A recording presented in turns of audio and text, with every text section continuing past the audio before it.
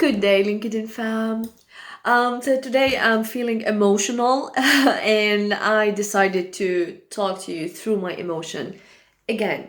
So the reason why I'm feeling that emotional is that I was watching two amazing videos about some free and random kindnesses and pure humanity, and that this reminded me of why I care that much about my life mission, whose first purpose is rehumanizing everything again and reinventing the world from within. And I thought of sharing with you one of my articles, imagining a new educational system. So it's called What If We Could Rehumanize School Again? So there is an image here showing a layout in a circle. So I mean like two teachers and kids in a circle looking at each other. So I'm going to start this article with expressing my admiration for the classroom layout in the picture above. This is giving me hope. Schools have already started deviating from the status quo, archaic and ineffective educational system and taking a new path, the path to freedom and creation. Why is freedom relevant at all? Well, because without freedom, there is no self-love, or very little. With too little self-love, there is no room for gratitude, humility, authenticity, showing vulnerability, patience, forgiveness, free generosity, kindness, resilience, compassion, passion, self-confidence, building trust and healthy relationships, happiness, fulfillment, and the list is still long. In one word, or probably more, but who cares? Peaceful and balanced individuals creating heaven on earth. Okay, we're about starting from the beginning now.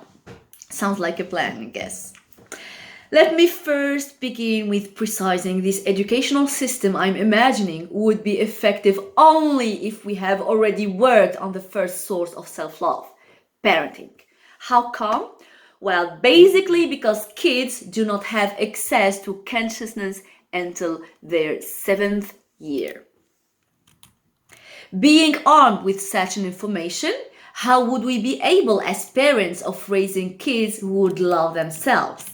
First, by paying attention to the story we're telling them, elevating them instead of criticizing them, guiding them in discovering their their special talents from their very early age instead of limiting them with the social lens of success, simply because what truly matters is their happiness. And what we all know deep inside us, only a passionate person could be truly happy. Why? Because a passionate person would be in service instead of centering her life around her small self. She would be continuously making contributions in others' life, no matter how big or small. She would inspire even without noticing it. What else should we be careful about as parents? Well, this is probably the most important detail, to me at least. Reminding them on a daily basis how much worthy of love and belonging they are, that their worth is intrinsic, only depends on who they are as a person, and absolutely not on what they will be accomplishing in life, that they will never have to prove their worth to anybody, but they can aspire to grow and become better from day to day, meaning implicitly the only person they would need to compare themselves to would be the person they were yesterday. This is called the abundance mentality.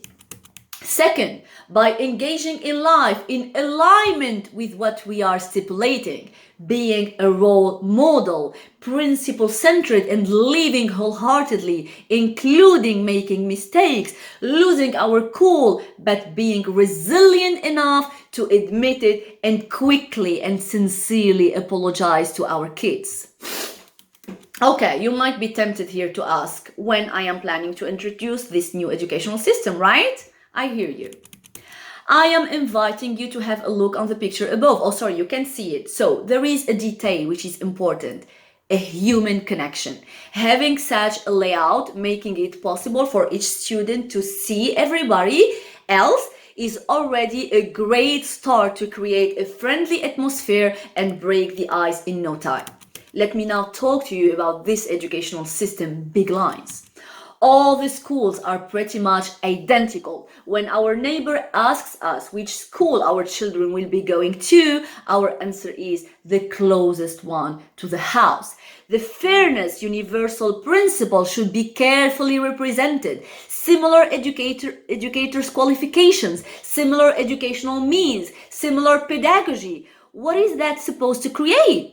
Nurturing the kids' core values, which have been vehiculated to them by their parents, observing the alignment between what they were told and its execution in their schools is creating a sort of faith in the word's goodness. Primary school. No official educational program. The teachers would be most importantly highly qualified in terms of child psychology and having the highest level of the emotional intelligence. The learning methodology would be 100% interactive and mostly based on games.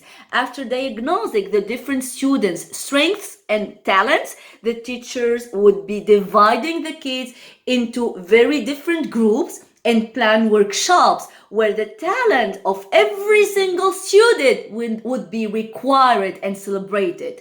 What such a strategy is supposed to create? Not only learning to work as a team from the very early age, but also nurturing the feeling of being able to make an impact. No single kid would feel the pressure of comparing oneself to another one, simply because everyone has something different to offer to the rest of the group. Middle school. After having collected all the unofficial educational programs from all the primary schools and consolidating them, the secondary school would be having an official program inspired from the kids themselves, and centering on their passion and interests. In order to emphasize again on the fairness universal principle, all the taught subjects need to have the same weighting. Physics are not more important than music in any case. We equally need both of them to create a balanced world. There would be exams, but using a different logic. There would be no ranking. The grading scale would be from 0 to 10 for each subject. Each student would be rated on each subject separately. No shows, no resentment, no pressure or need to compare ourselves to each other. The only purpose of the rating is having a global picture of the different tendencies for the educational responsibles and to confirm the strengths area for the students so that they could work on raising the quality. High school. Now that the tendencies are clear for each student, the scholar orientation will be done naturally. There would be more knowledge material, but always with the focus on encouraging self-development and curiosity to complete the school input. For the final grade, giving access to college, there would be ranking, but not a general one. It would be a ranking per area in order to keep all the chances for the students to still follow their passion even if they completely suck in all the other areas.